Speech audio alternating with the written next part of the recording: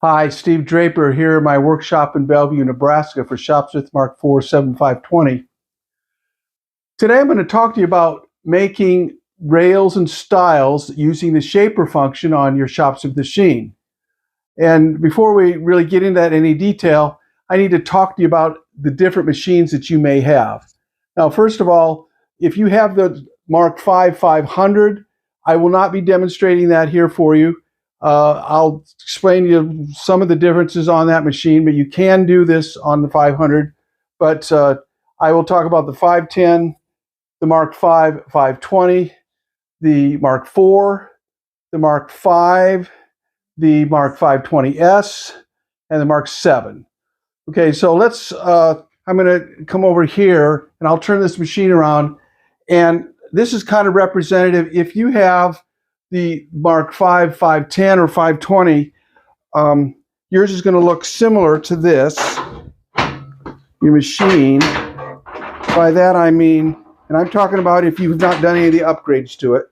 Okay, now this is shorter than yours, it's a shorty, but your mechanism for raising and lower is going to be right here, looks like this. I don't know if you can get a close-up of that. Turn the camera however you need to do that. Okay, so to raise this up, you lift this lever here, and then you would, well, let's see here. I'm pulling on the wrong spot. There we go. Here we go. You'll lift it up in a vertical position like that. So that's if you happen to have the original 510 or 520. That's how you'll look like when you raise it up.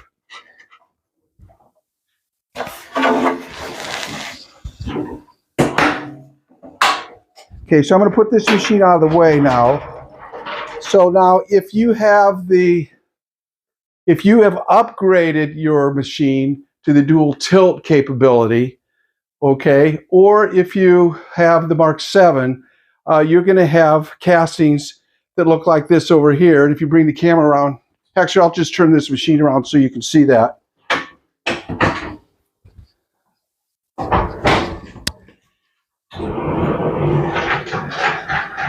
And you see your castings on yours, they look identical here on both ends. You don't have that lever to when you want to raise that up.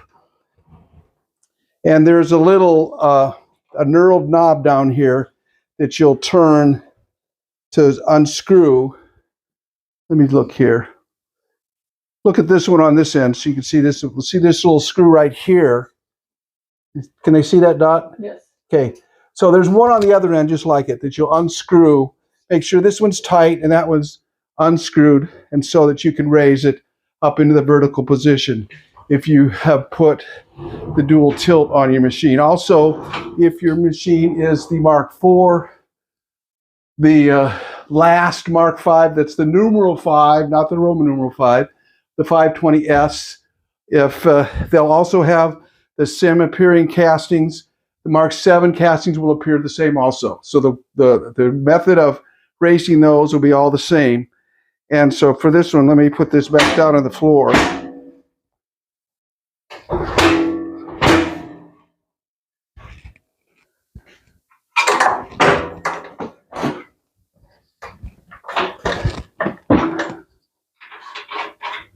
Okay, so for demonstration purposes, this is an actual Mark IV machine. This over here is a Mark 7 machine. So what I've done here for the shaping functions, I've set them up two different ways. And on this machine here, I only have one fence for the shaping fence. This is what the shaping fence is that we use on it. I only have one, so that's why I don't have one. So when I do it on that machine, I actually take the fence off and put it over on that machine. But you'll notice a difference here. On this one is set up for under table shaping. In other words, the motor's underneath and the cutter's coming up through the table. And over on this one here, on the Mark IV, which has the traditional headstock, this is set up for doing above table shaping. And here, the motor's above, and we put the cutters down through the hole. So the difference here when we set it up is where the dust collection is done. So on This one over here, the Mark IV, we would connect the dust collection for that underneath. So that's what this hose here is for. For my dust collection, that will come up underneath here. Now, for the Mark VII, where we do an under table shaping, or if you have upgraded to the dual tilt on any of your other traditional headstock machines, you could do this the same way. In this case, the dust collection is on top. Now, the Shopsmith designed solution for dust collection, and I'll show you here, for above table is to use this device here, which clamps here with this clamp. I'll put this on here so you can see it, see me do it. So I have to, this here has to go down the back of the table here. I've got to put this under here, and I've got to get this threaded into there.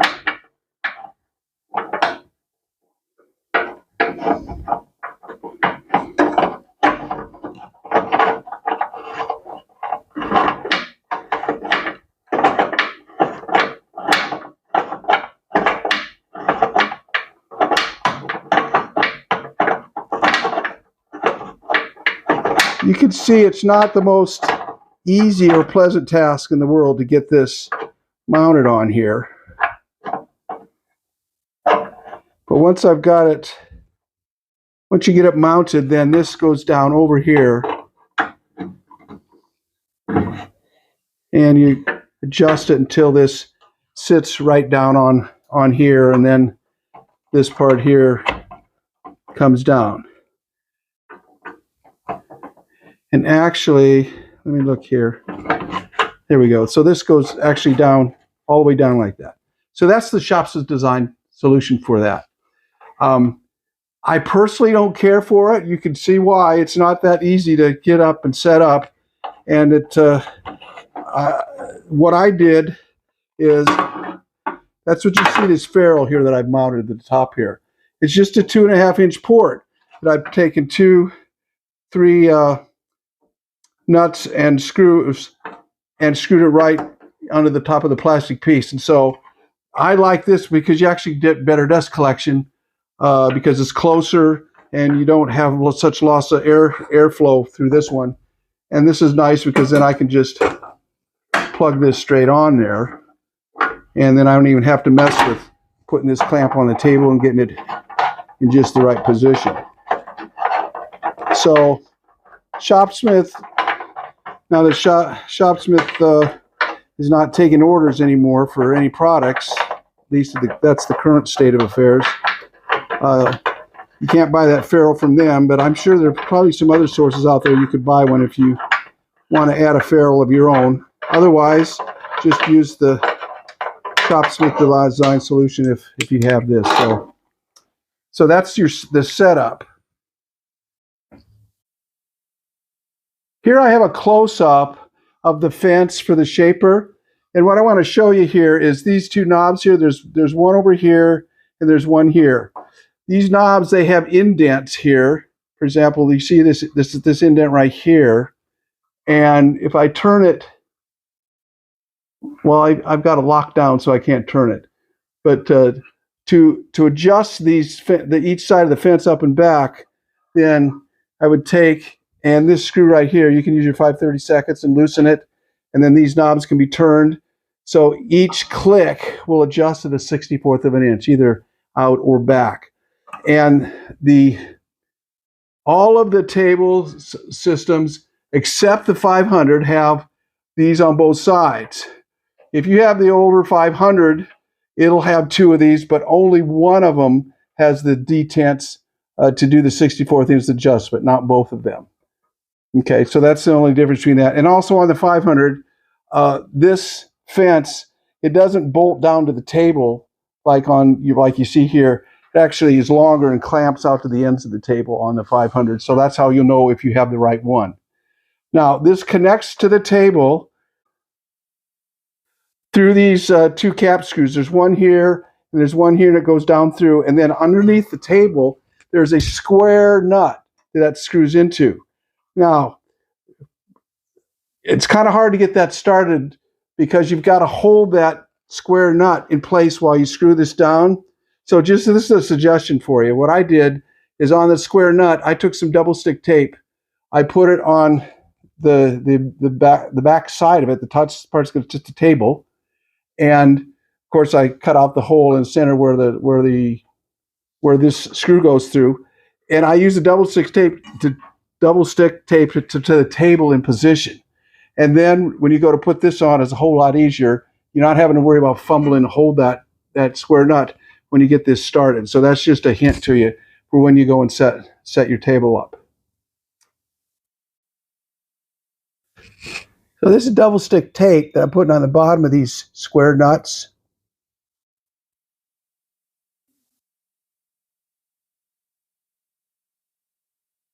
And now that I've got them on there, I'm going to cut out the hole in the middle with this X-Acto knife.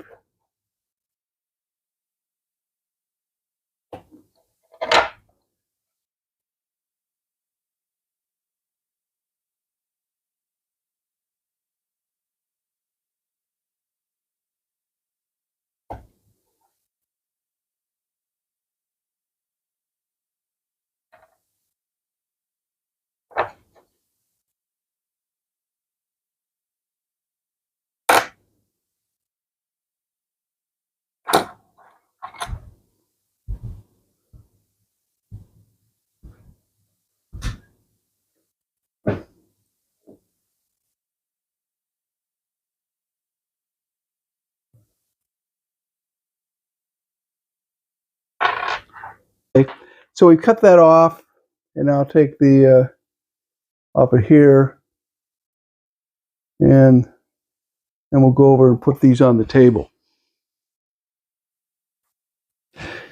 Okay, so now there's the two holes we're talking about is this one right here and this one right here. That's where we want to put the square nuts on. And I'll use this on through the front side of the table to make sure I get it mashed in exactly right position. So I'm going to hold this here and position this here.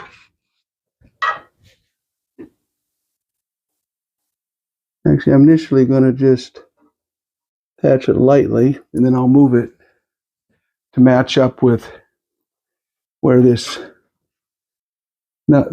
screw's coming through.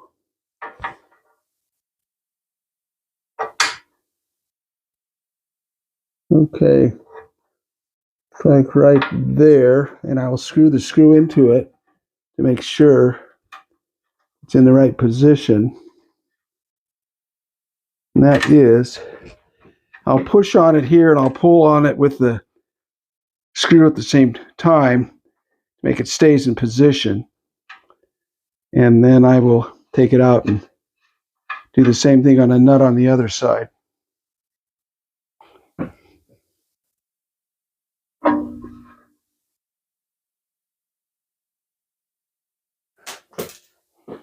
Oop. Oh no, that's okay. All right, so let's see if this is gonna match up here. You can see I gotta move it down just a hair.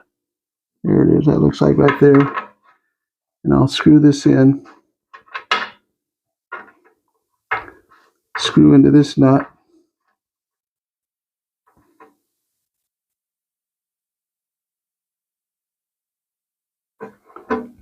Okay. Hold that position and pull on it. And I'll pull on it and unscrew at the same time. And there. So now those are in position. Okay. So now I'm going to reposition the table, get that cutter centered in the hole.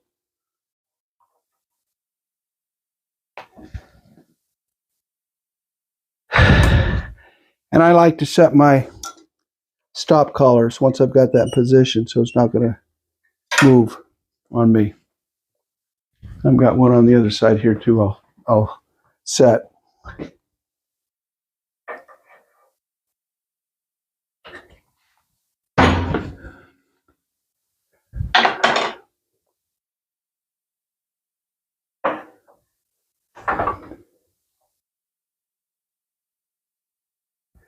So we're going to have to reset our height of our cutter again, which is no problem.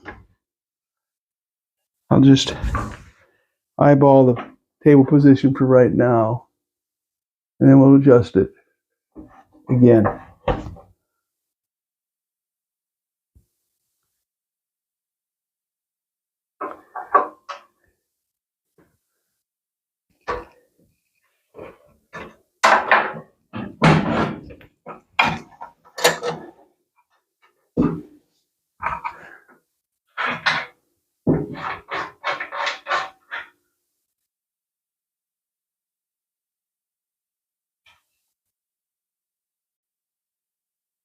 Okay, and now I'm going to go through the initial setup for you on this fence itself.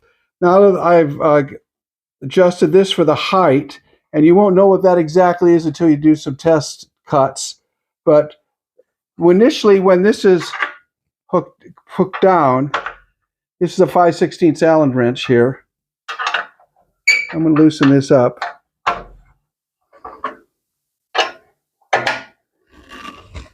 So initially when we put this down, see, this can move back and forth. And so initially what you want to do is set it so that it's as far this way as you can. That's what you want to do for your initial setup. Then for this positioning of these fence settings on either side, we want to start out with making sure these fences are exactly parallel with each other. So there's a 5/32 here that you want to loosen. You just need to loosen it so you can turn that knob is what you want to do. And then there's another one over on this side over here.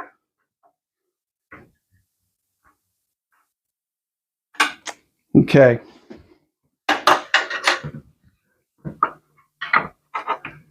As I said, our initial position is for this to be all the way that way as far as we can. So I'm going to just snug that up right there to start with. And I'm going to turn this cutter so that it's not going past the fence. There we are, right there. Okay. I'm going to start by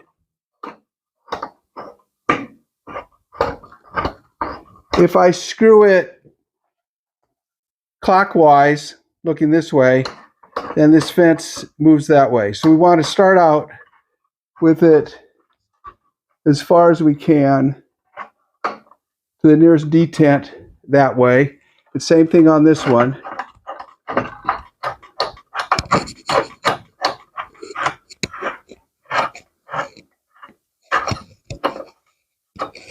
Okay, so that's as far as that'll go that way. And then I want to tighten this one. And then I will tighten this one and see how close we are to it being exactly straight and parallel with each other. So we get a long straight edge here.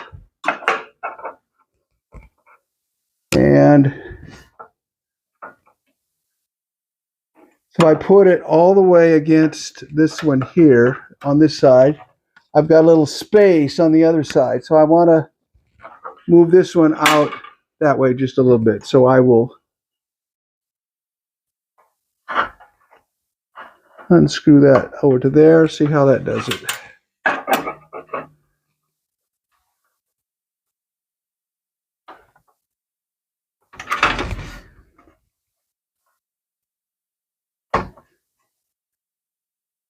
Oh, and I can't do that. Got to make sure that that's loose. Now that's got to be loose to do it. Here we go.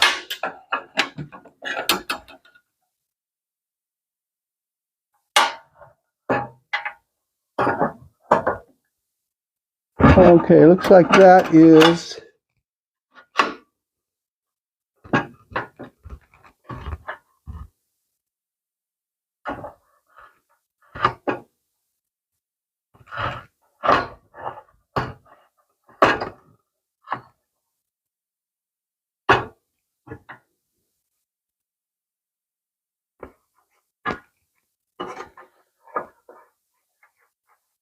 okay, I've got those lined up so they are exactly parallel with each other.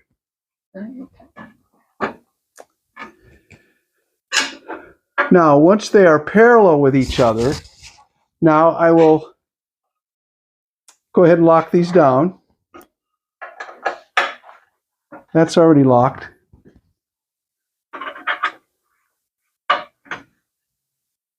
That one's locked. And that's exactly parallel all the way along. Okay, now my next step is that I want to make sure that this fence here is exactly parallel with my miter gauge. And the way I do that is I'm going to put my miter gauge in here. I'm going to take this square. I'm going to keep this against here. And I'm going to move it over to the wooden fence and see. When I go here, I can see that I've got some space down at this end of the fence. So that means I'm going to have to move this end of the fence that way a little bit. So what I will do is loosen this here.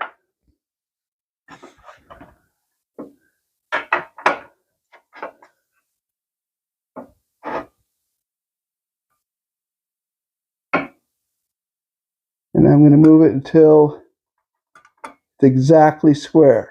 And it is there, right there. So that's where I'm going to lock this end. And now I will tighten both ends. Tighten them down.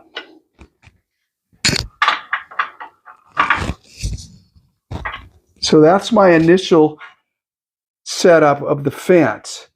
Now, I still have to do my final positioning of the fences this way because I want to make sure that when I go past the cutter head, the shaper cutter,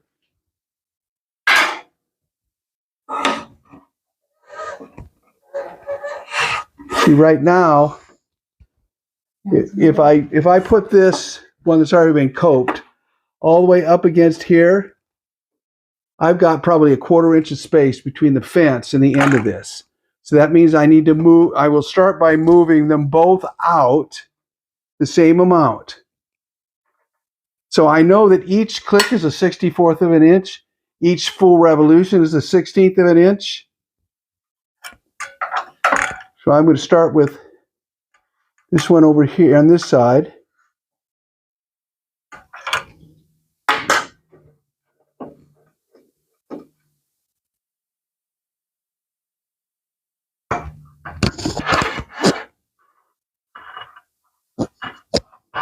And I will 1, 2, 3. So that's a 1/16.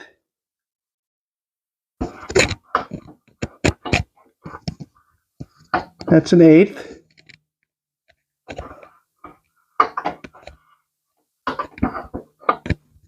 That's 3/16. And now I will do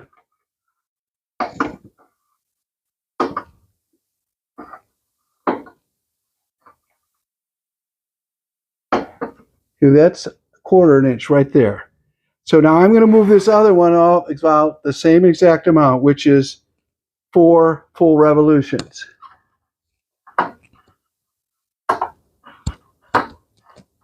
One,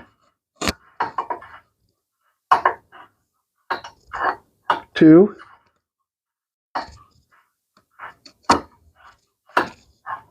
3,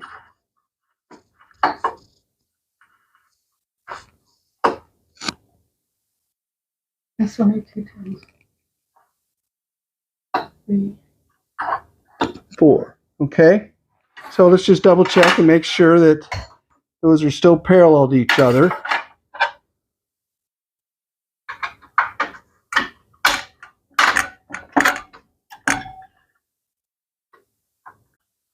Okay, so now I've got it adjusted. They're both parallel again. So I'm going to go through it like you would have it with your scrap piece. This is the exact width I want to have. So when we set it up, I'm going to have that all the way against the fence, and now I'm going to use the adjustable stop rod for the miter gauge. And what we want to use this to hold the piece of stock against the fence so it doesn't get pushed away by the cutter.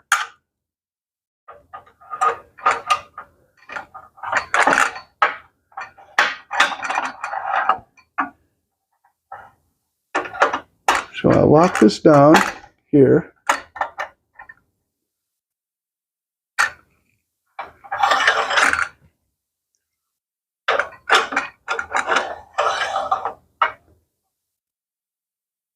Now I have it pushing right up against the fence is what I'm doing.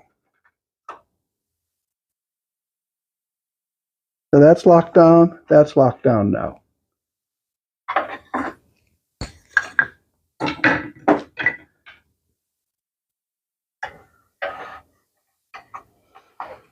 Okay, so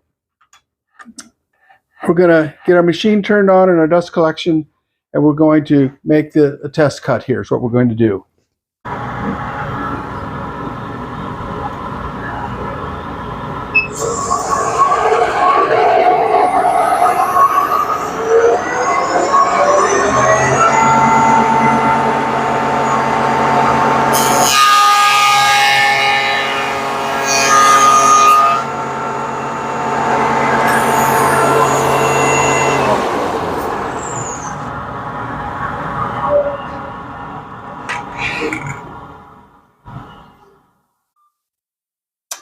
Okay, so here's our first pass. Okay, so I'm going to do another one. I'm going to do some stock going that way, just to do along the edge to see if I'm getting where I want it to be.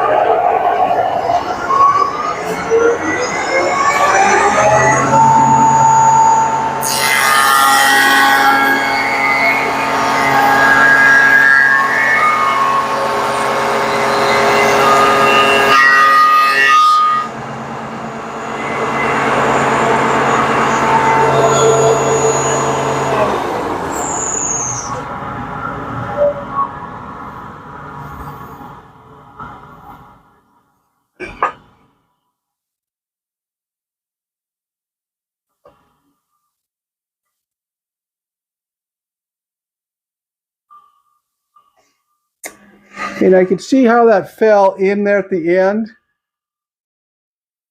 That tells me that this wasn't enough that way. So I need to adjust one that way a little bit. So I'm going to do a notch that way and see what happens.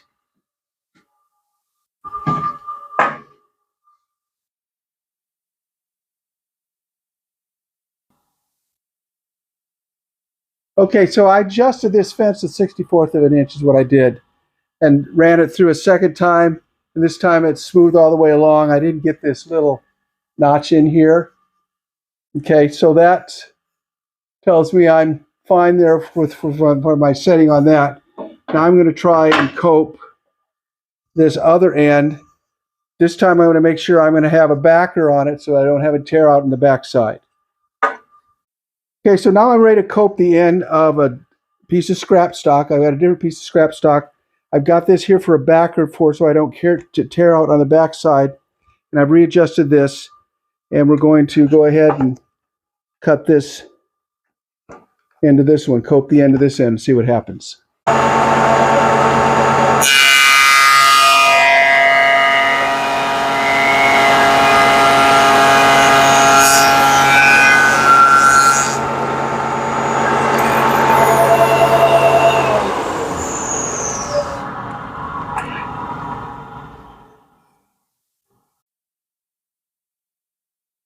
After having coped the ends here on the shaper, you can see here that it has left some fuzz here right along this edge here. And to clean that off, I just take a chisel right here.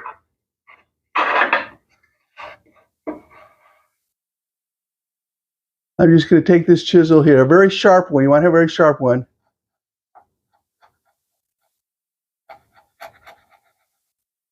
And I just clean that fuzz off of there, and I'll clean it off of here.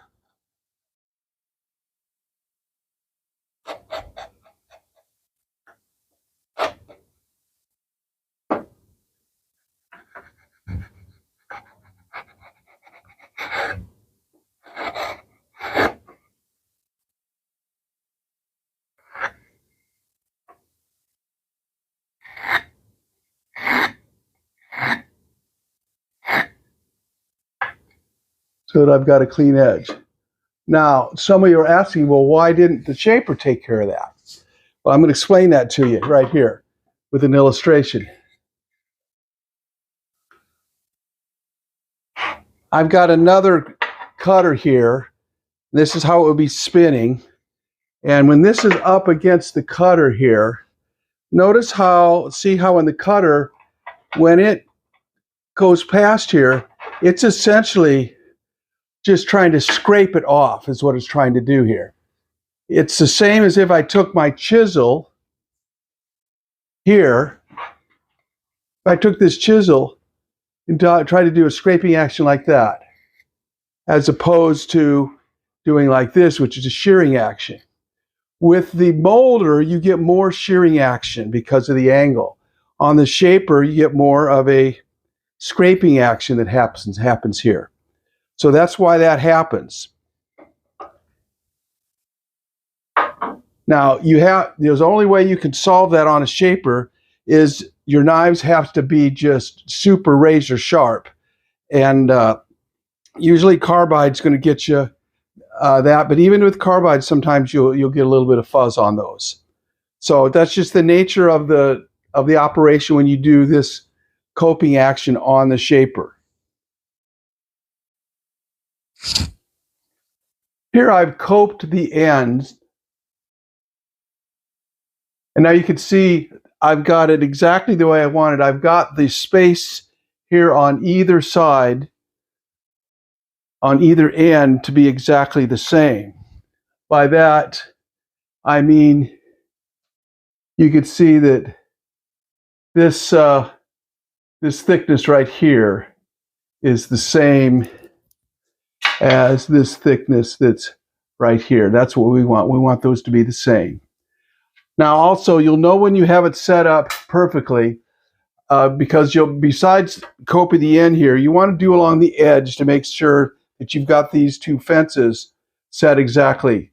So if you have it set correctly on the infeed side, it should take a little bit off the edge of the entire piece of stock.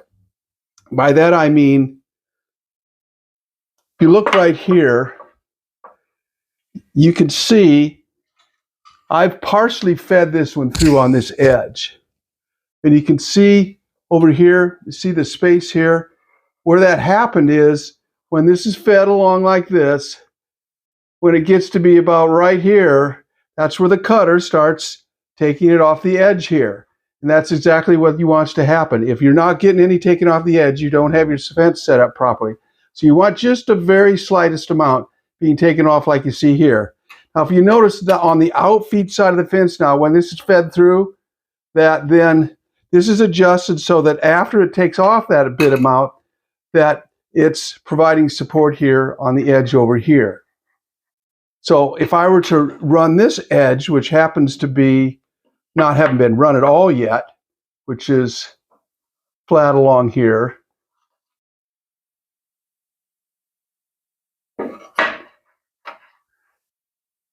You see when I get here, when I get over here, it actually hits this one. The reason it's hitting it is because this fence sits out farther than this one does over here. And exactly that's exactly the way you know that you've got to set it correctly. If you do a flat piece of stock, it should hit that. And when you run it through like this, after it's cut it off, it should have support on both edges over there. So that's how you know when you've got this set up exactly correctly.